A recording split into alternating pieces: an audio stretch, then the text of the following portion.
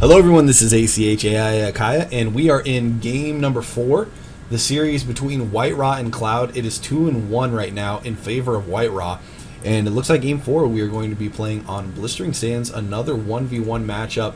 Of course, Cloud spawning as the blue Terran in the lower left here, and in the upper right, WhiteRa as the red Protoss. And once again, for this game, we have 13 joining us. What's going on, man? Back again, man. It's always good to be here.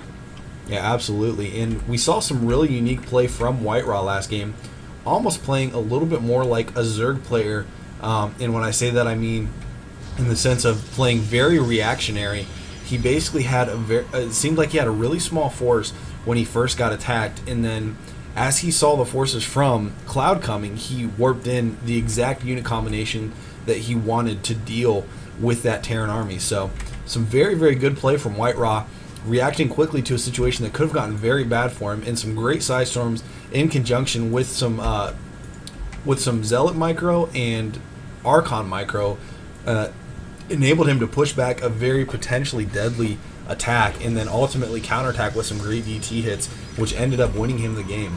Yeah, that's kind of the beauty of the warp gates with the Protoss Racekai. They can just, kind of react to a situation very quickly just by warping in a different unit that they have in their army at that point. Yeah, absolutely. And of course, in order to use that diversity in your army, you do need a lot of different tech. But WhiteRa basically moved straight to Stalker tech initially, and then after getting a lot of Stalkers and losing them to a combination of Vikings and Banshees, he moved into the Templar tech as well, which is what we ended up seeing him finish the game with, some Dark Templars, some High Templars, and the Zealots, of course. But moving into the second game here, we are at another 1v1 map, of course, so both players, it looks like rather than going for some cheese strategy, are once again going to be playing straight up. But looking at WhiteRa's base, he already does have his first gateway down, getting an assimilator too. And I do just want to pause for a quick second. I know I mentioned in some of my other videos that my voice is really struggling because I was sick last week, but it is still hurting. So if you guys hear me coughing in the background, or if I'm quiet for a while and 13 takes over, that's probably why. So just wanted to give you guys fair warning. Yeah, I'll try to do my best to take over for you, man. I don't really have the public speaking skills that you do, though. I don't know about public speaking. I do like hearing my own voice, though, so you know. I guess speaking in front of a computer is what we'll call it.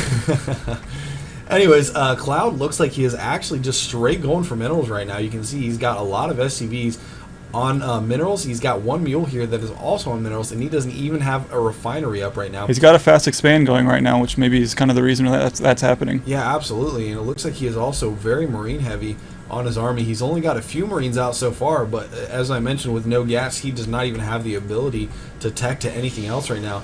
Meanwhile, over at WhiteRa's base, though, we can see that he has both of his assimilators up and running, and I got to think as soon as this probe scouts this fast expansion from the Terran, which, the probe's not going to get in there, but I got to think that he's assuming that there's a fast expand since he's guarding that small choke there.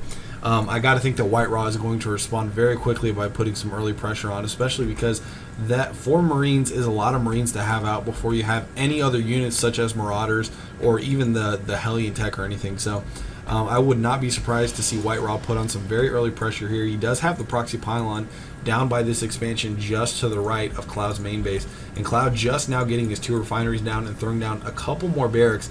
Going to try to switch real quick and macro up a small army so that he can hold off any kind of early push from WhiteRa. WhiteRa is actually getting a very early Robo Bay, though, going for a 1-1-1 build, which if you're not familiar with what that is, you basically build 1 gateway, 1 cyber core, and then either one Stargate or 1 robotics facility. Basically, you build 1 of each tech building up until you get to your desired tech, and then after that, you branch out. As we can see, WhiteRa is putting down another gateway here. Some players will opt to put down another robotics facility. It really just depends on your style of play and what you scout your opponent doing.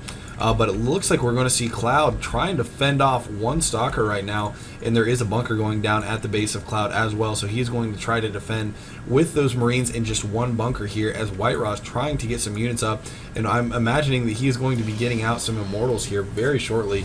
We do see an Observer going down in a 3rd gateway, so it looks like he's going to go for a 3-gate 1 Robo push, and a Twilight Council coming in the back of his base as well, hiding a little bit of tech there. 13, what do you expect to see from that Twilight Council? I would imagine he's probably going to try to get some blink for those stalkers since he's going so heavy in that direction. I'm a little bit curious why he's got that Robobay going right now. He knows that Cloud has a huge amount of Marines, and if he's going to pump Immortals out of that thing, they're really not going to be effective at all against what Cloud has.